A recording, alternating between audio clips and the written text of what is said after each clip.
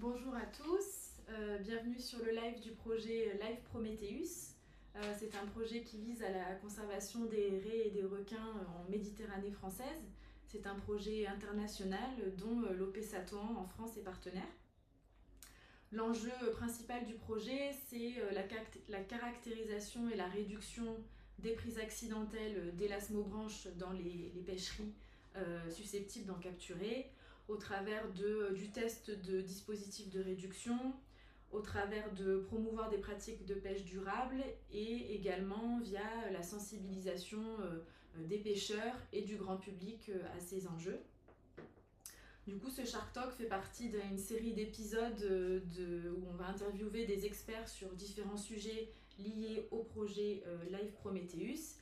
Et aujourd'hui, nous allons essayer de mieux comprendre ces espèces souvent mal connues grâce à la présence de Joanne Mourier, qui est donc spécialiste du comportement des requins, qui est un écologue comportemental marin, maître de conférence à l'université de Montpellier, et dont les recherches, si je ne me trompe pas, portent sur le comportement, la dynamique des populations et les interactions sociales de requins. C'est ça. Joanne, je ne sais pas si tu veux dire quelques mots en introduction. Oui, voilà, moi ça fait à peu près 15 ans que je travaille sur les requins en général. J'ai parcouru un peu le monde, notamment pas mal sous les tropiques, vers la Polynésie, en Australie et puis aussi en Méditerranée.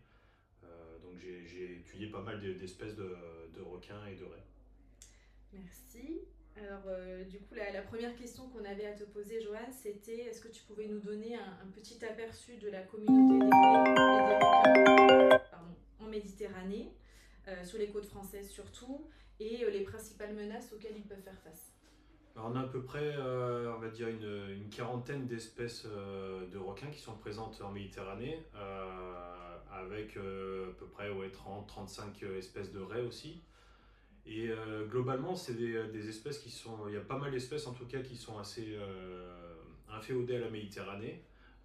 Alors, on a une très grande diversité parce qu'on va avoir des espèces de profondeur, donc qu'on va capturer avec des engins plutôt profonds. Après, on va avoir des espèces beaucoup plus côtières. Il y a toutes les espèces de raies notamment qui peuvent être côtières. Et puis on a des espèces, ça va du requin peau bleue qu'on voit très souvent et notamment en été, on voit souvent dans les médias, hein. Vous pouvez voir des observations sur le long des plages, notamment proche des plages.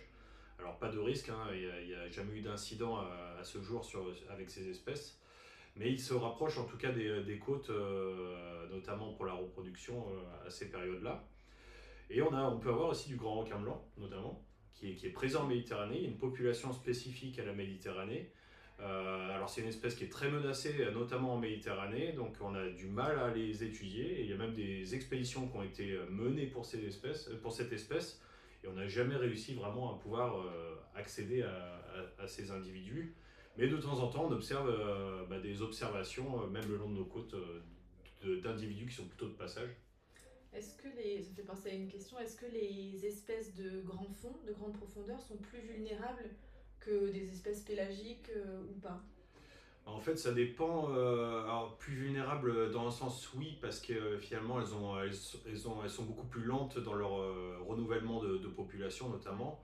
Donc, elles sont moins vulnérables dans le sens où on va moins avoir d'interaction avec elles. Ouais. Mais dès qu'on va commencer à s'intéresser à ces stocks, ils vont être beaucoup plus vulnérables et beaucoup plus rapidement.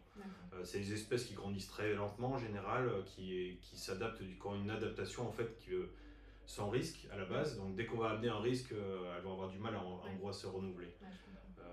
On a des espèces aussi qui sont notamment vulnérables, on va dire, aux chaluts. Ouais. Donc toutes les espèces qui sont sur le sable, certaines ont même ont quasiment disparu, hein. C'est le cas notamment de l'ange de mer, de la raie guitare notamment, qui ont certainement un peu disparu. Alors il y a encore certaines zones, alors, par exemple sur la Corse, on a encore de l'ange de mer, parce qu'en fait c'est encore des petits métiers qui sont là-bas et du coup il y a beaucoup moins de chalutage. Mais on voit comme ça qu'ils réapparaissent, notamment j'ai une étudiante en Espagne qui travaille sur les raies guitares, Ouais. et on voit des spots comme ça qui réapparaissent, des résurgences en gros de cette espèce qui avait soi-disant disparus de la zone. Et ça peut être lié au réchauffement climatique ou... Moi, je pense que c'est plutôt de la protection. Petit à petit, on fait un peu plus attention, même si on a encore de l'exploitation, on fait un peu plus attention voilà, au bycatch, aux prises accessoires, à essayer d'avoir moins d'impact sur les animaux tout en continuant une exploitation quand même durable. Ouais. Et du coup, ça fait les animaux tout de suite, ils ont plus de facilité à se renouveler. Donc on voit des choses qu'on voit aussi en milieu terrestre, hein, avec dès qu'on met un peu de protection, la nature reprend un peu son aise et du coup on peut facilement en tout cas revoir réapparaître des populations qui avaient disparu. Ok, merci. J'ai un peu sorti j'ai un peu sorti des questions que j'avais notées. Notre autre question, c'était de savoir est-ce que, comme ils sont souvent perçus comme des animaux solitaires et discrets, qui s'évitent, contrairement à d'autres qui vont plutôt avoir tendance à former des communautés, est-ce que ça correspond réellement à leur mode de vie? Est-ce qu'ils sont vraiment solitaires? En fait, on s'aperçoit qu'ils sont beaucoup plus sociaux qu'on le pensait. Moi, ça fait partie de mes travaux de thèse, notamment, où j'ai pu montrer que une population de requins de récif en fait, était capable de former des associations non aléatoires. En gros, sur un même espace, ils se partagent l'espace en espèce de communauté de... Alors, il ne faut pas voir ça comme une socialité très complexe, mais c'est plutôt quelque chose de primitif. Mais ils y trouvent en fait des avantages, notamment on pense que c'est pour éviter les conflits. Okay. Donc ils vont choisir des individus qu'ils connaissent, en gros par familiarité, ils vont limiter les conflits. Et puis aussi pour trouver la nourriture, ils utilisent ce qu'on appelle l'information sociale. Donc pour rechercher la nourriture, il peut y avoir des comportements collectifs de recherche de nourriture. Ouais. Et aussi pour éviter des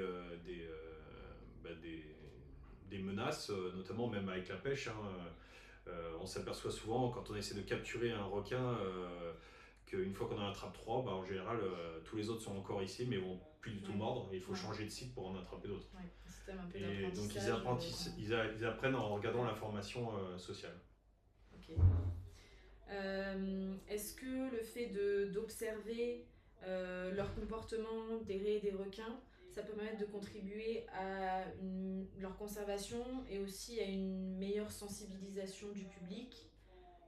Quelles sont finalement les limites et les risques à trop essayer d'aller interagir avec ces espèces-là dans le cadre de leur conservation, mais avec cette idée de sensibiliser le grand public? Ça, il faut trouver un juste milieu en fait. Alors, ce qui peut être pas mal, c'est tout ce qui est sciences participatives aussi. Ouais. Ça permet d'impliquer le public, de se renseigner tout d'abord sur ces espèces, et puis de les impliquer dans de la collecte de données. Donc ça veut dire qu'on on va mettre une dynamique. Et en plus, nous scientifiques, ça nous permet de récolter des données à grande échelle. Et puis après, il faut trouver comme un juste milieu parce que par exemple, en Polynésie, on s'est aperçu que quand il y avait trop de médiatisation, des fois ça va avoir un effet un peu délétère parce que trop de public va vouloir venir, touristes venir voir les espèces. Et ça peut créer un peu des problématiques de dérangement des espèces. Ouais. Mais globalement, si on trouve le juste milieu, pareil, souvent il y a des pratiques de nourrissage pour les appâter. Ça peut être, si c'est fait de manière intelligente, ça peut être bien, mais il faut quand même trouver. Et puis il faut qu'il y ait on va dire un message qui soit passé de vulgarisation, de transfert de l'information vers le public pour que ça fonctionne. C'est vrai que nous, on a une application de sciences participatives pour les pêcheurs, et puis il y a d'autres organismes, notamment qui travaillent sur les cétacés, etc. Et je sais que souvent, l'information, elle est restituée avec un peu de décalage ou pas forcément une position très précise d'observation, justement pour éviter ce phénomène d'agrégation pour les chasseurs de cétacés qui peuvent avoir des touristes. Mais c'est vrai que les pêcheurs sont aussi les premiers observateurs en mer, donc ils peuvent participer et souvent ils aiment participer et avoir le retour de l'information aussi. C'est vrai, ils aiment beaucoup et ils font aussi pas mal de photos, de vidéos, ils sont assez friands de ça, c'est vrai. Au cours de vos recherches, qu'est-ce qui vous a le plus surpris ou marqué sur le comportement ou la biologie des requins? Il y a plusieurs choses. Il y a tout d'abord la diversité des requins, parce qu'en fait, on voit toujours les mêmes requins dans les médias, les mêmes espèces. Et en fait, on est quand même à plus de 500 espèces de requins qui vivent dans tous les habitats. Il y en a qui sont dans les pôles. On en a même d'ailleurs découvert récemment dans le pôle sud. Jusqu'à maintenant, on n'avait pas trouvé. Et des nouvelles espèces? Non, des espèces qui existaient, mais on n'avait jamais réussi à avoir de requins aussi au sud, en tout cas. Ouais. Et après, il y en a en profondeur, sous les tropiques, en milieu tempéré. Donc il y en a vraiment de partout. Même il y en a qui vivent dans certaines rivières. Ouais. Donc c'est vraiment une diversité. Et puis moi, il y a le comportement qui me surprend toujours, c'est de savoir qu'ils sont capables de former des associations, d'avoir des liens sociaux. Même le grand requin blanc, on leur avait posé des caméras embarquées avec des émetteurs. Et en fait, on s'aperçoit même si c'est des animaux solitaires, ils sont capables d'avoir pendant quelques heures chasser ensemble pour améliorer en fait leur chance d'attraper une proie ou en tout cas d'apprendre de l'autre. Donc c'est des comportements assez complexes. Est-ce qu'il y a des associations interespèces? Alors oui, on a trouvé ça. Alors par exemple en Polynésie, on a remarqué que les requins gris de récif en fait suivaient les requins pointe blanche de corail. Donc ça les requins corail en fait sont capables d'aller fouiner sous les patates de coraux pendant la nuit et débusquer du coup des proies qui sont cachées sous le corail, alors que le requin gris n'est pas capable de le faire. On s'est aperçu qu'ils le suivaient et ils viennent en fait leur chipper la proie. Donc ils ont à la fois un meilleur accès à la nourriture et une plus grande diversité de proies à laquelle ils ont accès. Donc voilà, il y a des choses qui se développent comme ça et que si on ne fait pas vraiment attention, on les voit pas. Alors que petit à petit, en les étudiant, on s'aperçoit qu'il y a beaucoup de trucs. On s'aperçoit même notamment en regardant dans les aquariums qu'ils sont capables de jouer. Donc ils ont montré récemment dans des aquariums américains que avec une espèce de cerceau en fait qu'ils avaient mis dans les bassins, les requins se mettaient à jouer avec. D'accord. Alors que c'est quelque chose qu'on n'avait jamais vu jusqu'à présent. C'est assez unique. Ok. Alors n'hésitez pas à poser des questions dans le live, je ne sais pas si on en a eu. Bon, là, je ne vois pas. Après, j'avais quelques questions supplémentaires. Je me demandais, justement, on parlait un peu du réchauffement climatique tout à l'heure. Est-ce qu'on en sait un peu plus sur l'impact du réchauffement climatique, au moins sur les espèces de Méditerranée? Et est-ce qu'on fait des prévisions à long terme? Voilà, est-ce qu'il y a des espèces plus sensibles que d'autres, espèces de fond, plutôt espèces pélagiques? Alors en Méditerranée, c'est vrai que c'est un peu complexe parce qu'on est sur une mer quasi fermée. Donc en fait, les espèces vont être un peu coincées. Ouais. Ce qu'on voit dans d'autres océans plus ouverts, en Atlantique, même dans le Pacifique, c'est qu'on commence à voir en fait des espèces qui vont changer un peu leur distribution. Ouais, vont s'adapter. Même sur les zones de reproduction, en fait, elles vont se déplacer. Où il y en a même, par exemple, le requin bulldog va dans certaines zones arrêter ses migrations de reproduction. Parce qu'en fait, il n'a plus besoin d'aller dans les zones chaudes, puisqu'elles sont déjà chaudes là où il vit. On voit des espèces qui étendent leur espace vital. Mais en Méditerranée, c'est vrai qu'on a peu d'informations encore là-dessus. Alors est-ce qu'en effet, on est de plus en plus enclin à avoir des vagues de chaleur notamment? Je pense que les premiers comportements, ça va être certaines espèces qui vont aller plutôt vers les profondeurs quand il y a des vagues de chaleur. Ouais. Donc est-ce qu'on va avoir des refuges un peu plus profonds parce qu'on a quand même des grandes profondeurs en Méditerranée, donc on peut avoir ce comportement. Ou des espèces qui petit à petit, de toute façon, vont plus être capables de s'adapter. Donc on va avoir, je pense, des espèces qu'on voit plus dans l'est de la Méditerranée qui sont déjà un peu tropicales, qui vont venir un peu plus vers nos côtes. Et on le voit déjà, par exemple le requin gris, qui commence un petit peu à être observé de plus en plus du côté ouest de la Méditerranée. Donc je pense que c'est ce qu'on va voir dans un premier temps, et puis certaines espèces qui vont peut-être partir vers l'Atlantique à terme. Sortir. Mais ça, c'est vrai que pour l'instant, on a du mal déjà parce qu'il y a finalement peu d'études sur les requins finalement en Méditerranée, donc on n'a pas encore ce recul par rapport à d'autres sites. On en a un petit peu parlé tout à l'heure, mais selon toi, quel est le rôle des pêcheurs concrètement dans la conservation des raies et des requins? On en a déjà brossé quelques... Oui, pour moi, c'est les premiers observateurs parce qu'ils sont directement en contact avec ces espèces. Donc finalement, parce que même nous, scientifiques, on n'y est pas tous les jours sur le terrain, donc on n'a pas cette observation. Donc eux, ils sont tous les jours sur le terrain, ils peuvent voir des choses de manière précoce. Et l'intérêt, c'est qu'ils peuvent relayer aussi cette information. Ce qui est bien aussi, c'est de pouvoir justement un peu plus les intégrer dans nos études. Pas simplement aller prendre la donnée qui viennent d'eux, mais aussi de les sensibiliser parce qu'ils sont toujours preneurs de nouvelles pratiques justement pour améliorer limiter leur prise accessoire, parce que ce qu'il faut voir, c'est que la capture de requin, en général, c'est pas un avantage pour eux, c'est plutôt quelque chose qu'ils vont éviter, parce que le requin n'est pas une espèce, en tout cas très valorisable. Donc en général, on essaie plutôt de les éviter. Sachant qu'en plus il y a de plus en plus d'espèces qui sont vulnérables, donc on va plutôt essayer de les éviter, mais c'est pas évident, on a du mal à trouver des solutions qui permettent de continuer à capturer les espèces commerciales et puis à éviter de capturer ces espèces un peu plus sensibles. Ouais. Puis c'est vrai qu'au-delà des enjeux de conservation, il faut aussi arriver à ce que les pêcheurs qui mettent en place, je pense, des bonnes pratiques, qui participent à des projets scientifiques, etc., il faut qu'ils puissent aussi le valoriser, eux, dans leur activité, notamment quand justement, ces espèces-là, quand ils les remettent à l'eau, ils ne vont pas les commercialiser parce qu'effectivement, il n'y a pas d'intérêt économique. Et puis, bon, s'ils sont un minimum sensibilisés à la conservation, il n'y a pas d'intérêt à les garder à bord. Donc, nous, c'est qu'on essaye de trouver des manières de promouvoir leur action pour qu'ils soient un petit peu valorisés en fait, auprès du grand public positivement, en fait, voilà, et pas négativement, comme ça peut être le cas sur d'autres sujets. C'est ça, et puis de les impliquer du coup. Et puis nous, c'est important aussi en tant que scientifique de leur ramener un retour d'information. Pas simplement de prendre de l'information, mais aussi de ramener un retour d'information pour qu'eux, ils adaptent aussi un exemple tout simple, hein, ça peut être une zone qui est propice aux captures accidentelles. Sinon, on leur donne l'information que s'ils déplacent un petit peu leur zone de pêche de quelques kilomètres, s'il faut, ça peut des fois suffire à limiter en tout cas les captures accidentelles. Sans que leur capture de pêche classique soit affectée. Alors ça marche pas toujours, mais en tout cas ça peut être des informations comme ça qu'il faut qu'on partage et qu'on discute avec eux aussi pour pouvoir limiter. C'est compliqué en Méditerranée, il y a peu d'études quand même sur les zones fonctionnelles des requins, donc c'est difficile de savoir. Et le golfe du Lion par exemple, c'est quand même un espace assez petit. Donc est-ce qu'au sein d'un espace si petit, il y a déjà des zones, tu penses, de plus forte concentration que d'autres? C'est ce qu'on essaie de chercher peut-être avec l'ADN environnemental.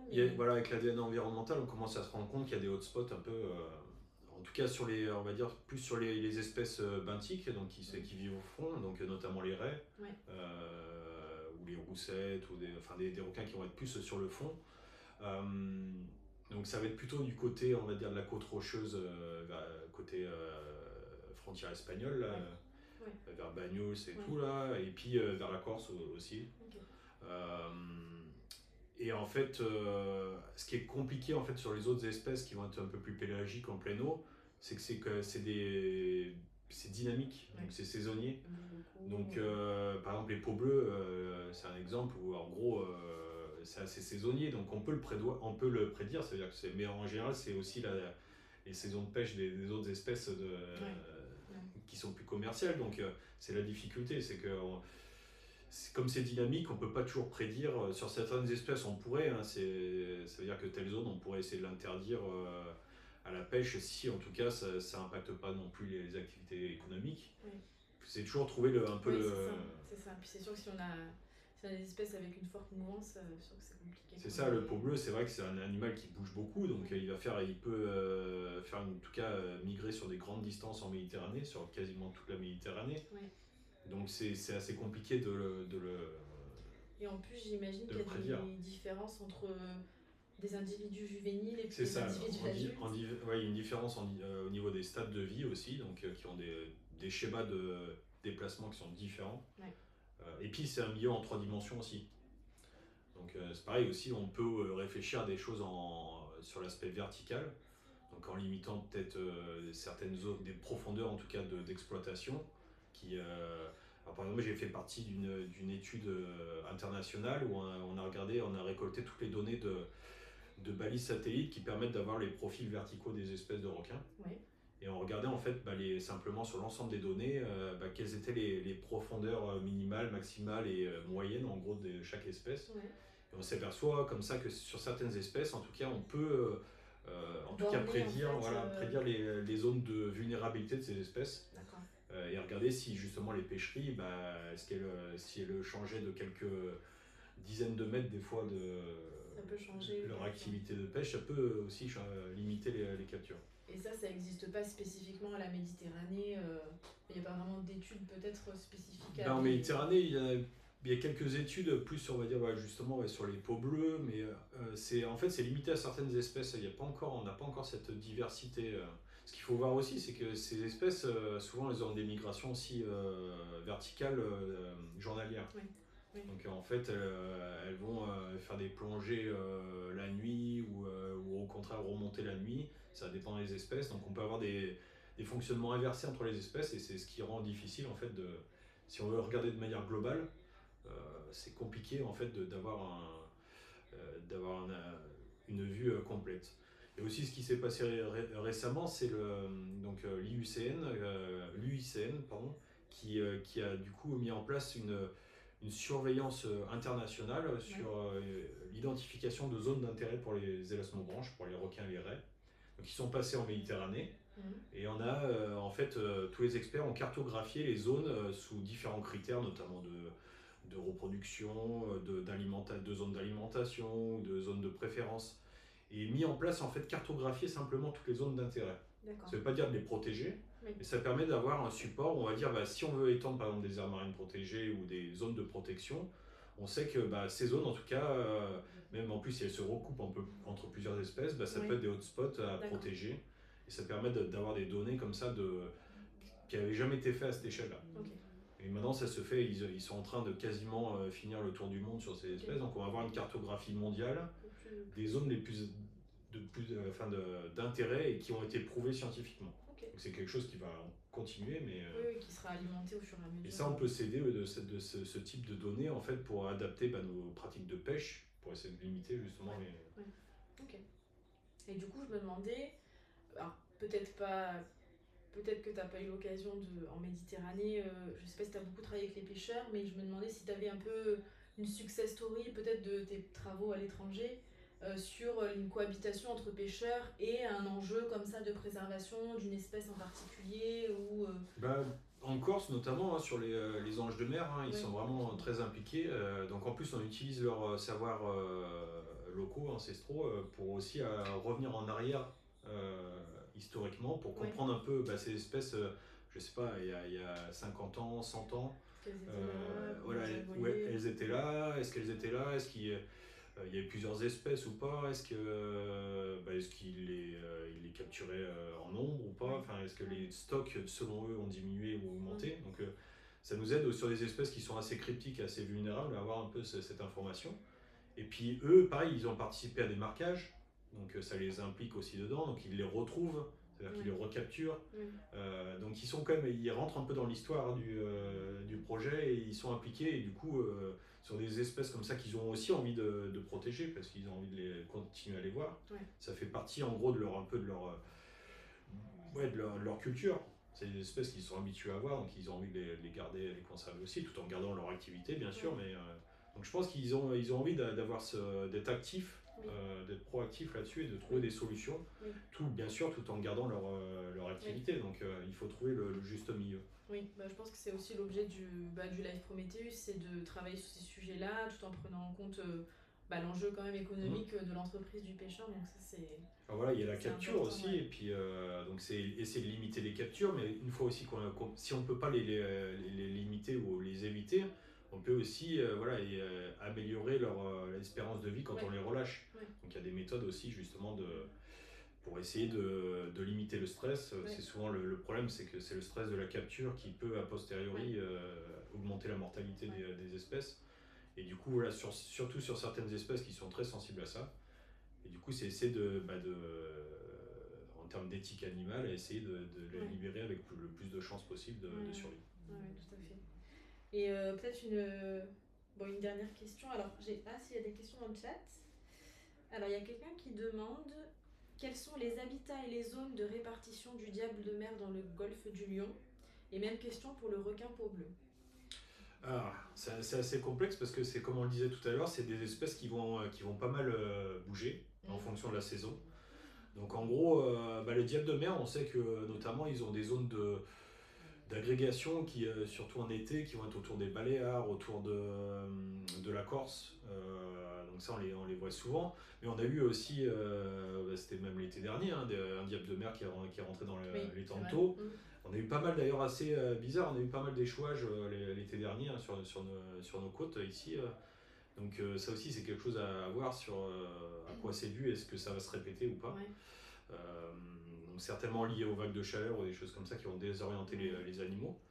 Pareil, les peaux bleues, ça dépend en fait du stade de vie donc, et de la saison. Donc souvent on a une période où ils passent sur le golfe du Lion plutôt en été, puis après ils vont partir un peu plus le long de l'Italie, de la Corse, et puis après en fait ils font une espèce de boucle. Donc c'est assez dynamique, c'est assez compliqué à expliquer comme ça. Ouais, il y a plein de paramètres, j'imagine, à prendre en compte. Et après, il y avait une deuxième question, c'est où sont accessibles ces cartographies de l'IUCN que tu mentionnais sur les zones d'intérêt des élassements branches? Alors ça, on peut le retrouver en ligne, vous tapez ISRA, ISRA, avec l'IUCN, et vous allez trouver sur une cartographie qui est bien faite, qui est interactive, donc on peut voir toutes les zones. Donc en tout cas, il y a certaines zones qui ne sont pas encore documentées, parce qu'en fait, ça se fait sous forme de réunion entre experts et en fait ils se déplacent de région en région. Ça a déjà eu lieu en Méditerranée, donc ça vous y avez en libre accès et vous pouvez voir toutes les zones et après les cliquer sur telle zone. C'est relié généralement soit à une espèce soit à plusieurs espèces et puis avec les critères qui les qualifient. Donc c'est selon certains critères vous allez voir en fonction de la reproduction, des zones d'alimentation, si c'est des espèces qui sont plutôt menacées ou pas, des choses comme ça. Et du coup, peut-être pour finir, donc on sait que bon, sur ces espèces-là, il y a l'impact de la pêche, mais il n'y a pas que. Bon, il y a les changements climatiques, il y a sûrement le tourisme, le transport maritime, j'imagine, enfin tous les autres usages en mer finalement.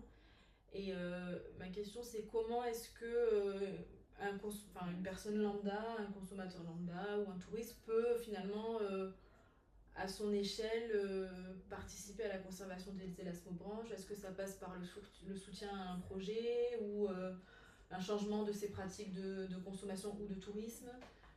Je ne sais pas si c'est quelque chose sur lesquels... Oui, c'est un peu de tout ça. Ça veut dire déjà se renseigner, oui, voilà, être curieux et puis essayer d'avoir des bonnes informations sur ces espèces. C'est aussi, après oui, ça peut être en termes de consommation aussi, de changer ses pratiques de consommation, aller vers de la pêche aussi, des produits de la pêche un peu plus durables. Ça peut être de participer à des sciences participatives qui vous permettent aussi de contribuer à de la collecte de données, du suivi. Et puis d'en discuter autour de soi ou même certaines associations. Là, vous avez en Méditerranée l'association Aileron qui participe un peu à ce type de sensibilisation, mais aussi de collecte de données. Et notamment, ils travaillent sur les diables de mer, donc ils ont des projets comme ça. Donc ça permet de contribuer à sa manière, à son échelle, à divulguer de l'information aussi qui est bonne. Donc c'est plutôt que de voir toujours ces espèces comme potentiellement des espèces dangereuses ou des espèces nuisibles. Ça peut... J'ai l'impression quand même ça change un petit peu, non? Ça change un petit peu, Ça change un petit peu. Il y a de plus en plus, on s'y intéresse de plus en plus. Il faut voir en fait que les recherches sur les requins sont assez tardives par rapport à d'autres espèces. Donc en fait, on est un peu en retard là-dessus. Donc maintenant, c'est un peu plus entre guillemets à la mode. On les étudie un peu plus et puis nous scientifiques, on participe un peu plus à faire justement du transfert d'informations au grand public. Donc les gens s'y intéressent beaucoup plus aussi. Et de montrer justement un peu, simplement, pas que montrer que les espèces qui sont potentiellement, en tout cas, dangereuses pour l'homme, c'est aussi toute cette diversité, tout ce qu'on a autour de nous. La plupart des gens ne savent pas qu'on a pas mal de requins, finalement une quarantaine d'espèces en Méditerranée. Et alors c'est vrai qu'on les voit pas souvent, donc même le requin peau bleue qu'on voit quand même régulièrement, mais je sais que moi chaque année, les médias me contactent pour me dire est-ce que c'est normal qu'il y ait des requins peau bleus. En fait, je leur dis mais regardez vos archives. Tous les ans, vous avez des peaux bleues, c'est normal, ça fait partie de leur cycle. C'est vrai, c'est assez étonnant ça. Donc petit à petit, ça rentre un peu dans les mœurs, mais c'est vrai que le grand public n'est pas toujours au courant de ce qu'il peut y avoir. Peut-être pour conclure, du coup, est-ce que tu veux bien nous dire un petit peu sur quoi tu travailles en ce moment? Peut-être un petit aperçu de tes travaux, tes recherches en cours. Voilà, donc c'est assez large hein, parce que je continue des travaux que j'avais, enfin de l'analyse de données que j'avais plutôt quand j'étais sur la Polynésie. Pareil sur les comportements un peu des requins. Ouais. Mais là, récemment, du coup, sur la Méditerranée, on marque notamment des raies avec des puces électroniques pour comprendre justement leur déplacement. C'est des marques. Ah oui, c'est des marques télémétriques. Ouais, de télémétrie Ouais. acoustique. Donc sur des raies, on a fait la même chose sur les anges de mer en Corse. On utilise aussi de l'ADN environnemental pour essayer d'avoir une idée à plus large échelle, notamment du golfe du Lion, la distribution de toutes ces espèces et des espèces qu'on ne voit pas. Ouais. Donc là, en gros, c'est de l'ADN environnemental, c'est qu'on va on va prélever de l'eau et dedans, en fait, il y a plein de, c'est un peu comme de la médecine légiste, hein, on récupère en fait des morceaux d'ADN de différentes espèces, alors de poissons, et aussi du coup d'espèces requins et raies. Ouais. Et ça nous permet de détecter des espèces relativement rares Ouais. en faisant pas mal de prélèvements de manière relativement simple. C'est aléatoire ou vous ciblez certaines zones? Non, alors en fait, on s'aperçoit petit à petit que c'est assez compliqué parce que finalement, on pensait qu'on prenait des échantillons de manière assez large. Finalement, en fait, le point à laquelle on va le faire, que ce soit en termes horizontal ou en termes vertical, on va avoir une zone de rayonnement qui va être relativement restreint. Ça veut dire que notre prélèvement va donner un instant T, ce qu'il y a eu assez récemment, donc il y a quelques heures, et sur un espace qui est quand même de quelques dizaines voire centaines de mètres, mais pas beaucoup plus. D'accord. Donc c'est vraiment assez local. Donc il faut avoir un échantillon qui est assez large. Ouais.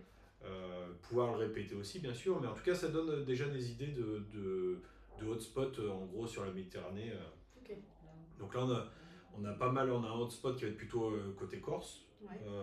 Ça c'est souvent les îles notamment en Méditerranée sont un peu des hotspots de diversité et de quantité aussi d'élasmobranches. Ouais. Voilà, le côté un peu du côté de Banyuls, Perpignan par là-bas. Ouais. Et puis il y a quand même ici, on va avoir quand même pas loin de 7, hein, on a quand même un hotspot un peu qui ressort notamment de Ré. En pleine mer?